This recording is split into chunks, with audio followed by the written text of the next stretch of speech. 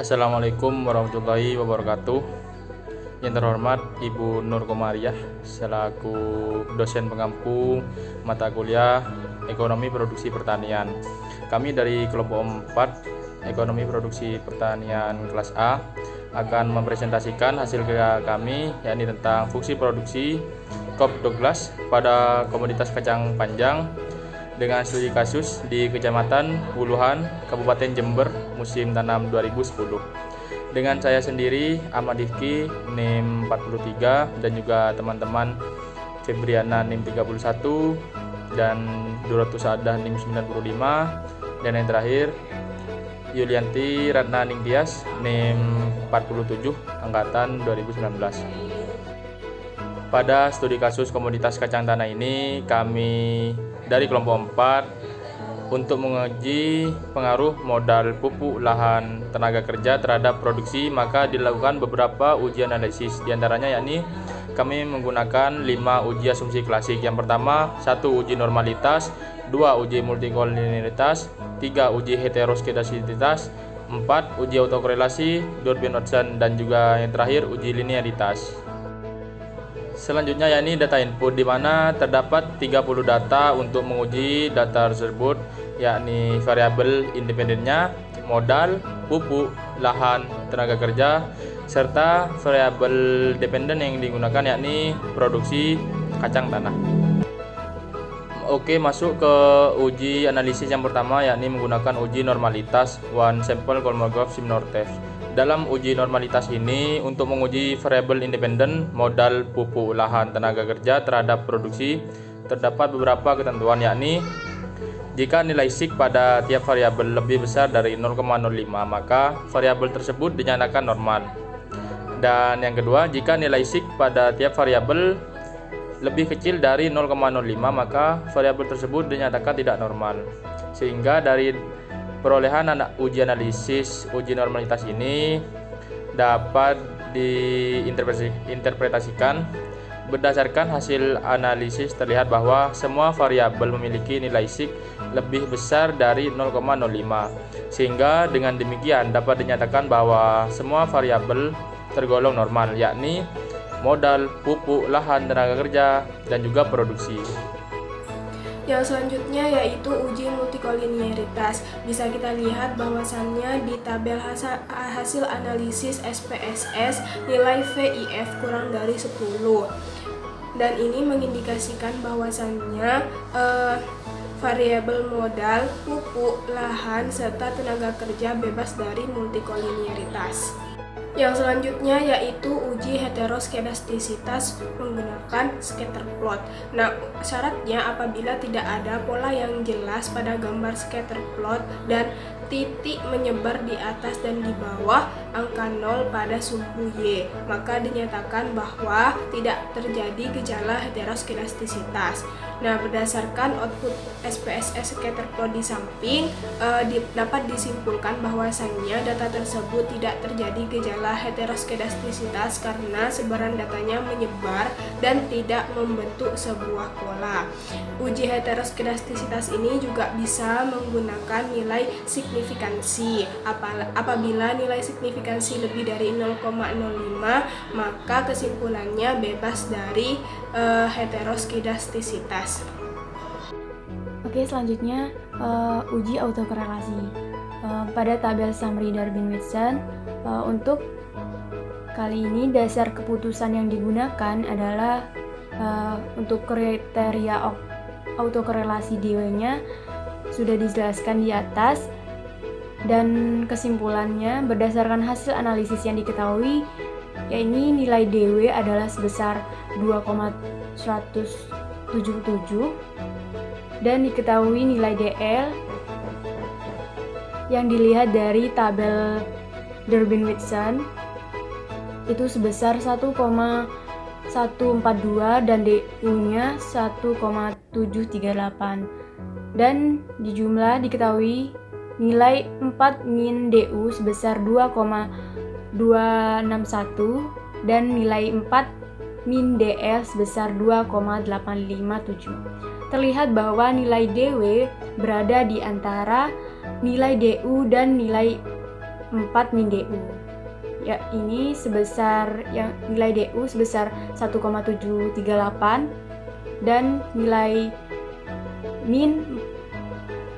min DU itu sebesar 2,261 sehingga dinyatakan bebas autokorelasi.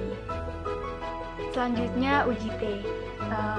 Seperti pada uji regresi parsial yang lain, itu menggunakan uji T. Hanya saja pada uji heteroskedastika ini, suatu variabel dinyatakan bebas heteroskedastika bila nilai sigma lebih dari 0,05.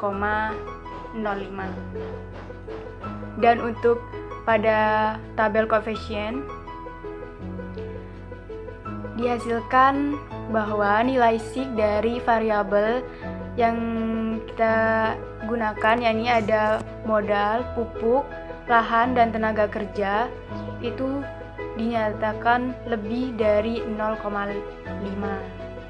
Dan kesimpulannya, variabel yang kita gunakan itu bebas heteroskedastika. Oke, selanjutnya uji F. Dilihat dari tabel ANOVA, berdasarkan dasar pengambilan keputusan 1, itu diketahui bahwa nilai F hitung adalah sebesar 10,994. Itu lebih besar dari F tabel. Dan di mana nilai tersebut DF-nya itu sama dengan 2 dikurangi 2,27 alfa 5% itu sebesar 3,354131, sehingga dengan nilai tersebut H1 diterima. Pada analisis regresi ini nilai probabilitasnya itu sebesar 0,05 yang dirubah menjadi 5%. Nah, itu sebagai taraf kesalahan yang diinginkan, atau taraf kepercayaannya itu sebesar 95%. Sementara nilai degree of freedom 1 adalah 2. Nilai 2 ini berasal dari jumlah variabel independen dan ditambah variabel dependen yang nantinya akan menjadi 3. Sehingga sedangkan untuk yang degree of freedom 2 adalah sebesar 27. Nilai ini berasal dari jumlah data analisis yang mana 30 itu nanti dikurangi nilai variabel yang keseluruhan itu ada 3. Jadi nilai jumlah data analisis sebesar 30 itu dikurangi 3 jumlah dari variabelnya itu sama dengan 27, dan hasilnya itu sebesar, jika difinkan itu mendapatkan hasil 3,354131. Sedangkan berdasarkan dasar pengambilan 2 keputusan 2 itu diketahui bahwa nilai sigma itu yang dilihat dari tabel ANOVA itu sebesar 0,000, yang dimana itu lebih kecil dari 0,005, sehingga H1 diterima. Oke, untuk slide selanjutnya saya akan menjelaskan mengenai uji linearitas. Menurut hasil output case processing summary di samping, dijelaskan bahwa yang pertama, variabel produksi kacang tanah terhadap modal memiliki nilai include 30 dengan presentasi 100% dan nilai kesalahan sebesar 0%. Yang kedua, variabel produksi kacang tanah terhadap pupuk memiliki nilai include 30 dengan presentase 100% dan nilai kesalahan sebesar 0%. Yang ketiga, variabel produksi kacang tanah terhadap luas lahan memiliki nilai include 30 dengan presentase 100% dan nilai kesalahan sebesar 0%. Yang keempat, variabel produksi kacang tanah terhadap tenaga kerja memiliki nilai include 30 dengan presentase 100% dan nilai kesalahan sebesar 0%. Untuk slide terakhir, saya akan menjelaskan analisis fungsi Cobb-Douglas. Tabel koefisien yang merupakan hasil output SPSS di samping menjabarkan jika EXP 2,081 sama dengan 16,461096 per 16 dengan A sama dengan 16,461096, A kecilnya minus 0,819 dan B sama dengan 0,782. Melalui rumus I sama dengan 16 L pangkat 0,8 K pangkat 0,8, EP sama dengan 0,8 ditambah 0,8 sama dengan 1,6. Skalanya yaitu increasing return to scale. Bila beta 1 ditambah beta 2 lebih besar sama dengan 1, ini artinya bahwa proporsi penambahan faktor produksi akan menghasilkan tambahan produksi yang proporsinya lebih besar.